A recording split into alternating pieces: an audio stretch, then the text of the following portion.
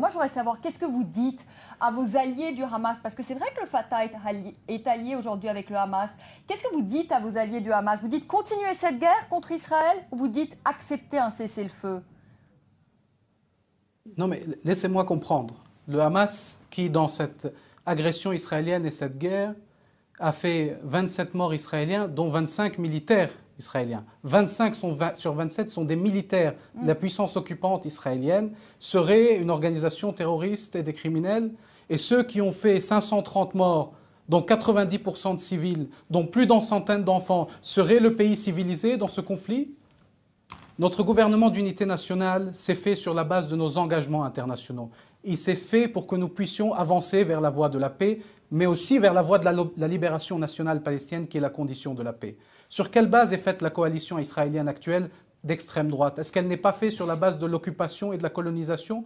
Comment allons-nous ramener le Hamas vers des positions politiques plus modérées? Si en 10 ans de présidence de Mahmoud Abbas, ce gouvernement israélien a construit plus de 100 000 colonies sur nos terres, comment allons-nous les ramener alors que cette puissance occupante israélienne détient en otage 6 000 prisonniers palestiniens?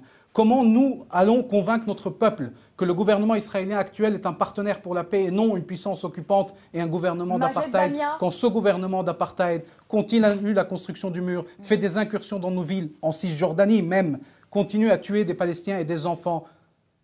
Qu'est-ce que nous allons leur dire aujourd'hui aux Palestiniens, nous qui avons défendu ce projet de la paix et ce projet de la libération par les voies politiques et pacifiques?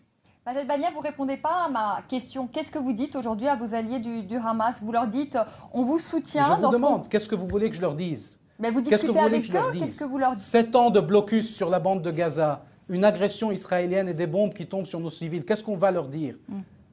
Déposer les armes et laisser-les les bombarder? C'est ça le discours politique que nous devons porter? Nous sommes en train de tenter d'arriver à une fin de l'agression, à une levée des sièges par les voies politiques. Que la communauté internationale nous aide, et nous aurons alors quelque chose à dire au Hamas. Que la communauté internationale nous aide à mettre fin à l'occupation par les voies politiques et pacifiques. Et à ce moment-là, nous aurons quelque chose à dire au Hamas.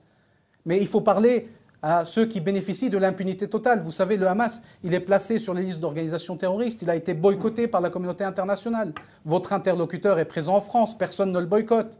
Cette impunité israélienne qui se poursuit est la raison essentielle pour laquelle le processus de paix n'avance pas. Ce n'est pas le Hamas, c'est l'occupation, c'est le déni des droits depuis 60 ans des Palestiniens. Ça suffit de dire que parce qu'il y a la révolte des esclaves, que l'esclavage est acceptable.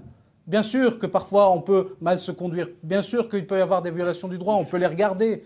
Mais alors qu'Israël vienne et qu'on aille ensemble signer le statut de Rome et que nous allions devant la Cour pénale internationale, on verra, elle déterminera qui a raison et qui a tort. Les tribunaux israéliens militaires ne se privent pas de juger des Palestiniens alors qu'ils sont complètement illégitimes. Dites-moi combien de colons et de soldats israéliens ont été jugés pour leurs crimes? 0.